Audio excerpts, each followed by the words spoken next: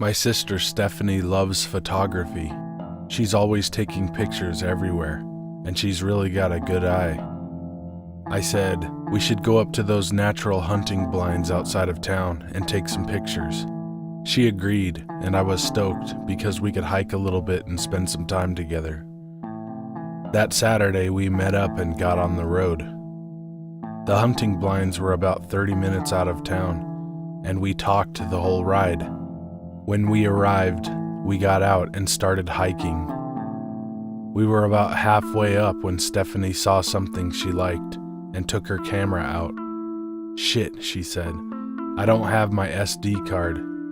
She had left it at home. "Oh well," I replied. "The pictures weren't really the point of this anyways." We explored the area for a bit, maybe 30 minutes, before heading back to the car. On our way back, she said, "Hey, wanna go see an abandoned house?" Not having anything else planned for the rest of the evening, I said, "Sure, where is it?" It was about halfway home. I turned onto the desolate dirt road and could see the house in the distance. We got there and got out. The house was old. Most of the windows had plywood over them. Next to the house was another house that had burned down. We walked around, guessing where the bathrooms and bedrooms used to be, based on the layout and size of each one. I turned my attention back to the main house. "So are we gonna go in or what?" She accepted the challenge and said with a grin, "Yeah, I'm waiting on you." We walked up to the doorway and looked inside. The door had been ripped off. It was still pretty light outside, but due to the blocked windows, it was pretty dark in the house. I walked inside and she followed. People had fucked this place up. There was broken glass and trash all over. There was even some old furniture left, and it was destroyed as well. There was graffiti and holes punched and kicked all over the walls. We cautiously went through the house, and while I was acting all not scared in front of my sister, I was a little nervous. Scenes from scary movies were running through my head, and I was trying to tell myself to stop being ridiculous, thinking stuff like that. Right at that moment, I heard a faint sound, like chains clinking. "Shh," I whispered. We stopped our crunching feet and stared at each other. After a few seconds, it happened again. It was coming from one of the closed doors in the hall. Our eyes widened, and Stephanie quietly said, "Let's go see what it is." "Are you crazy?" I said. "Why?" She smiled. "Come on, are you scared?" She was daring me, and I wasn't about to chicken out. We crept towards the door, trying to be as quiet as we could, but we were still making noise. There's no way we couldn't. I grabbed the doorknob and turned it all the way before flinging the door open. We stood there in shock, seeing what was in the room. A skinny man wearing dirty pants was hanging from the ceiling by hooks in his back, like Chris Angel shit. He was staring at us. His pulled skin made it look like there were tents on his back. He started to swing himself from side to side and started laughing. Laughing like someone from an insane asylum would laugh. We finally snapped out of it and got the hell out of there, fumbling through the trash and debris. We got to the car and jumped in. He was still laughing. We sped off, and I didn't calm down until I got home. We still talk to each other about it. I'm sure we will for the rest of our lives. A little backstory. When I was younger, around 12, my family and I used to live in this nice suburb that was only a few years old. Our house was up on a hill that turned into forest a way back. At the edge of that forest was a run-down 2-story house with no one living in it. Full-on smashed windows, hole in the roof, completely unlivable. It turned into one of those haunted myths that kids in the neighborhood would talk about. Most kids were told by their parents not to mess around with it, since it was unsafe and falling apart, but kids will be kids. On to the story. One day some of my friends and I were bored and walking around the neighborhood, but couldn't find anything to do. I was and continue to be a fan of exploring rundown buildings and areas. Plus I am kind of a horror/ghost nut, so I suggested we go look around the house. My two other friends, let's call them Don and John, couldn't think of anything else to do, so we ended up going to check out the house. Now the inside of the house is wrecked. Pieces of the ceiling are gone. Furniture is still just sitting around, and it really seems like that house was just straight up abandoned, which obviously fed our imaginations. There was even an old rusty knife in the kitchen sink, straight out of a movie shit. We end up looking around the first floor. Standing at the door, there is a set of stairs right in front of you to the second floor. A kitchen to the right that turns into a dining room towards the back corner. On the left was a small hallway, with a bathroom under where the stairs would be. Continue on and there is a living room that turns into another sitting room next to the front door. Not a big house at all, but like I said, with a good bit of furniture still around. It fed the creep factor. We explored the first floor for a few minutes before meeting up by the door again, where I then suggested we go upstairs. Don and John didn't want to go up, since the stairs looked to be in bad shape, so I went up on my own while they waited outside. I gingerly made my way up the stairs, making sure to test them before putting my full weight on them. At the top, there were two doorways, one to either side. On the left was what looked like a bedroom, so I looked inside, but it was pretty normal. Besides the wallpaper being messed up and various planks of wood being strewn about, there was nothing spectacular about the room. There was a fairly big bed, a small vanity in the corner, and a dresser. With nothing going on there, I decided to check the other room. It looked to be a bathroom. When I looked inside, I saw a large hole in the middle of the room, with part of the wall gone, so you could see up the street a ways.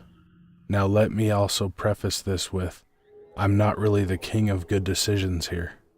I'm in an abandoned house that's falling apart on the second floor, looking for creepy stuff. The hole is also right above the kitchen, so we would and should have noticed anyone there. So I realize now that I should have immediately found this to be sketchy. Right next to the hole, sitting in a chair facing away from me, is a girl with longish black hair and a white nightgown, not reacting to the noise I'm making as I'm moving around.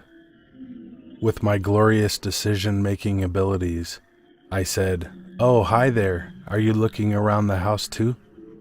No response. "Hello?" No response again.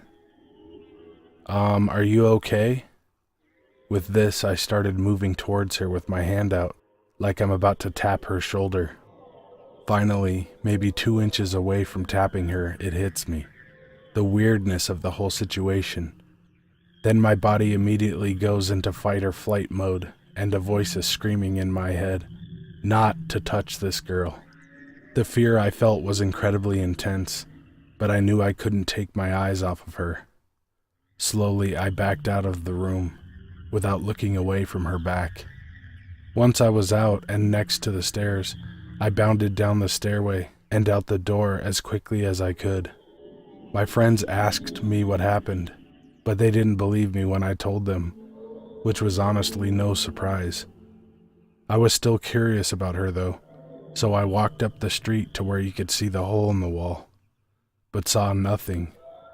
She wasn't there, so I was definitely creeped out. We ended up just going back home after that, because there wasn't much else to do.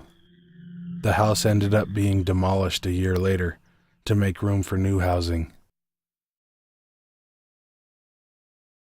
Okay, so on Friday, June 6th of 2008, I took a day off of work to go on a solo backpacking trip up near Mount Adams in Oregon for 2 nights. This is something that I used to do every few months, because there is nothing that can clear your mind like a few nights alone out in nature. It started off like all the other trips.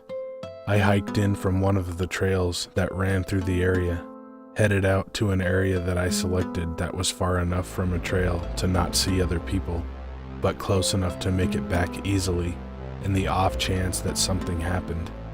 Yes, I know that a lot of people caution hikers and campers about going alone, but I loved the solitude. I reached my destination midday on Friday and set up my little camp. I foraged around for some prime sticks to whittle on. It was a solitary paradise until the sun set and it became dark. That's when I knew something was weird. You know that feeling you get when you're being watched? Well, mine was high alert. All I knew is that something felt wrong, and my heart would not stop pounding. I don't know how to describe it in any other way than I felt like prey, like I was being hunted. I had never felt this before on any of my trips out here, so I was a little bit freaked out, but tried to just brush it off as just stress carrying over from work. Now by this time, I had my little fire going, but it was small because I was technically not allowed to be camping there, let alone have a campfire. I decided that I wanted to start piling wood on because I needed to make sure I could see and ward off anything that was getting an idea of visiting me. The only problem was I didn't have enough wood for a big fire because I was only planning on a small one with twigs and small branches. This is when I made my mistake. I pulled out my battery-powered lantern and set it near the fire for some more light. As I went a few feet around my little camping zone, looking for more sticks, I should have taken it with me. There was almost no moon at all that night, so anything that was not touched by my campfire or lantern was pitch black. As I was grabbing some small branches on the outer edge of my light, I felt something slam into the back of my thigh so hard that it spun me about and threw me to the ground. The pain was horrible. Once my adrenaline caught up to the situation, it helped settle it a bit, but it felt like my leg was on fire. I landed on a rock that was not there a moment before, and I began looking around for who threw it at me. But because of the way I had fallen, I was in the shade of my tent. Before I could hobble around my tent to grab my lantern, I heard this weird scraping sound on the ground and saw a little cloud of dust start coming my way. Whoever had thrown the rock at me had evidently kicked dirt onto my little fire, and now it was going out, and I only had the light from my lantern, which wasn't super bright to begin with. I started shouting something at this point, but I don't remember what I said, just that it was colorful and with a number of threats attached. I got to my feet, hobbled to my little lantern, and pulled the machete out of its little sheath on my belt. I stood there shining the light in all directions around me, looking and yelling for whatever it was to come out, but nobody did. I must have stood there for a good half hour. I didn't know what else to do, and my leg was really starting to hurt again, so I decided I would just go into my tent and sit there listening. It was eerily quiet, no woods noises, no animals, nothing. So I just sat there holding my lantern and waited for what must have been hours. I finally felt like I could let my guard down, so I turned off my light and let my eyes adjust. My tent door was partially unzipped, so I could see out. There was nothing but that too quiet sound, while my eyes were starting to pick up shapes of the last of the embers from my dead little fire. That's when something grabbed my foot through the door of the tent and dragged me out. It felt like a vice just grabbed my ankle and started hauling me through the brush. I thrashed and screamed and tried to grab anything that was there, but I was too disoriented. I thought I was dead for sure, bear attack, dinner time and I was the meal. But then suddenly I was free. I turned and started scrambling for my tent as fast as I could. I looked behind me, but I couldn't see a thing. But whatever dragged me had taken me a good 10 to 12 feet from my tent in just a few seconds. I grabbed my light and machete and went back to my standing defense, but nothing happened. Not for the rest of the night. I crouched down and eventually sat there for the last few hours of darkness, but I never let my guard down. Eventually, the noises of the woods returned, and the sky started to get a little brighter, so I packed up my stuff and hauled ass out of those woods as fast as I could. I have no idea what or who it was that dragged me around like a toy, but I will never be going back to find out, that's for sure. And no, I'm not saying that this is Bigfoot or that I believe in him. I know there have been a number of sightings in this area over the years, but I didn't see any footprints or anything when I was packing my stuff up. But something is out there, that I know.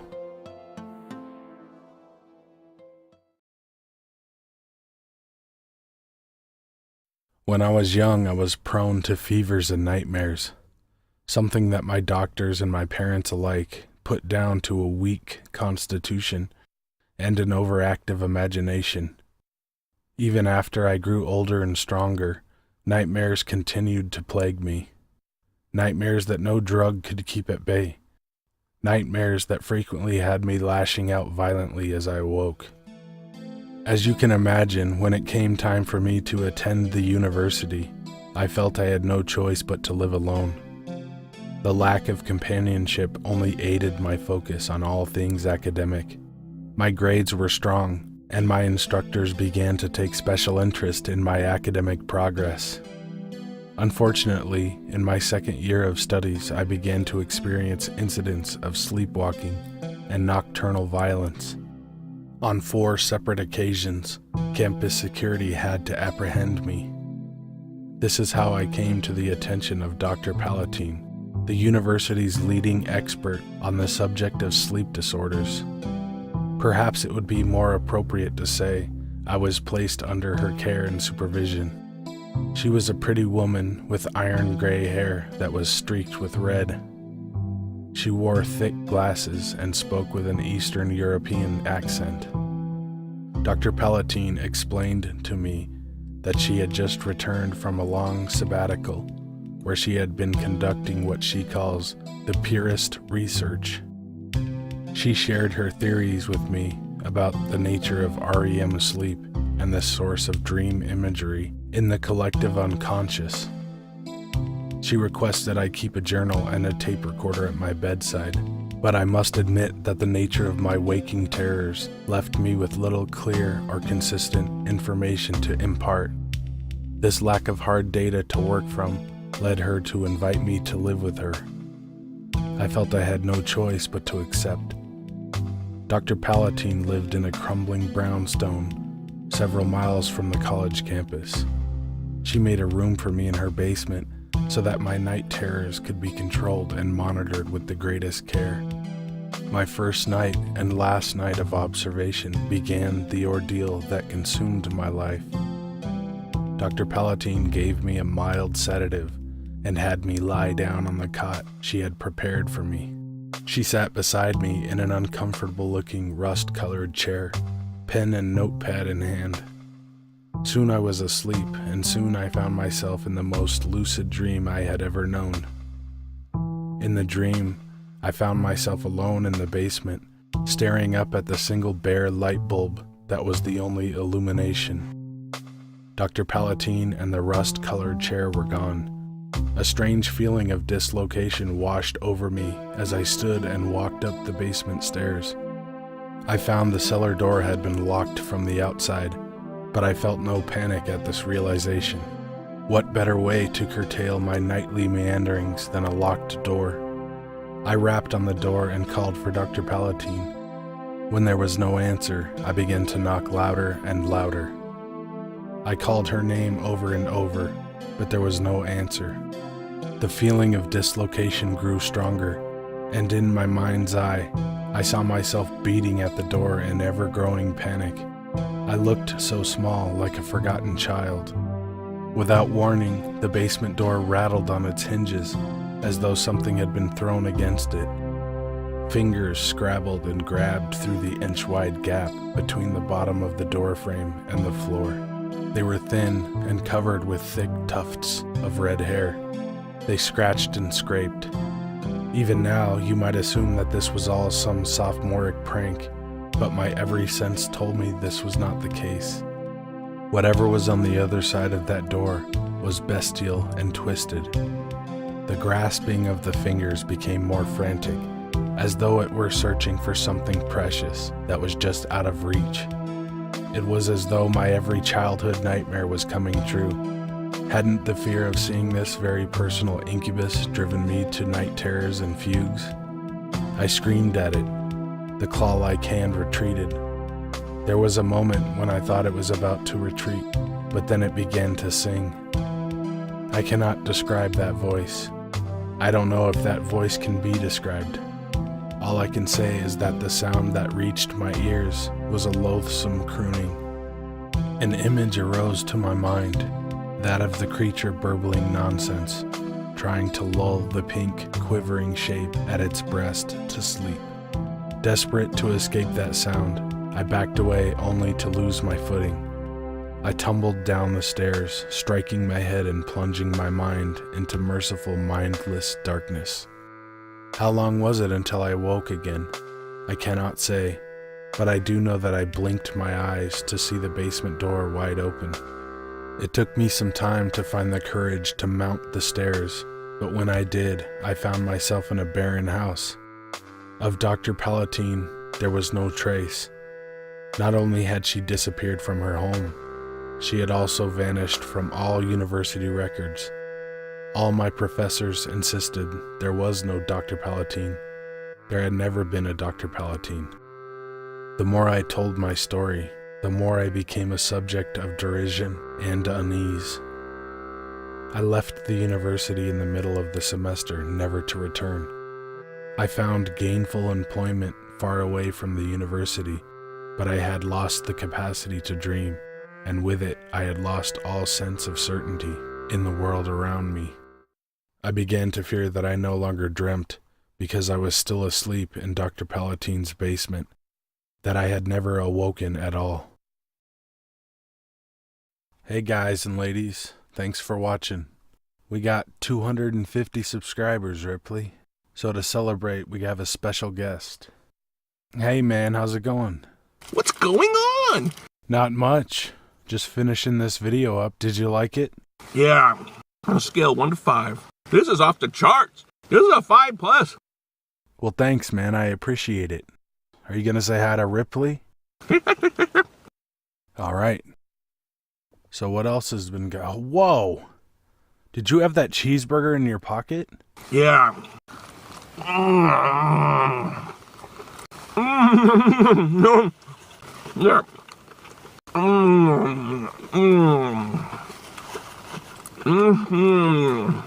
God damn, bro. Is it really that good? Mm-hmm. I say, is it really that good? Mm-hmm. Never mind. Mm. Mm. Mm. Man, you straight up killed that cheeseburger, dude. Yeah, so good. All right, well, before we wrap this thing up, do you want to say anything to the people? Yeah, I found a napkin. Okay, you found a napkin. Anything else? Yeah, share, like, subscribe, tell everybody about this video. You don't have to do that, man. I mean, if they enjoy the content, they'll do that on their own. Tell a friend about this video. Dude, what'd I just say? Real quick before we go, do you think you could fart and try to cover it up with crazy noises? Yeah. Woo! Woo! How's that? Nice. Success. Well, listen, man, thanks for stopping by. Thank you so much. Be good to animals, even people. See ya. Skjál, Snemar, Bjarksbus, Hrish. Plus, I am kind of a ghost horror nut.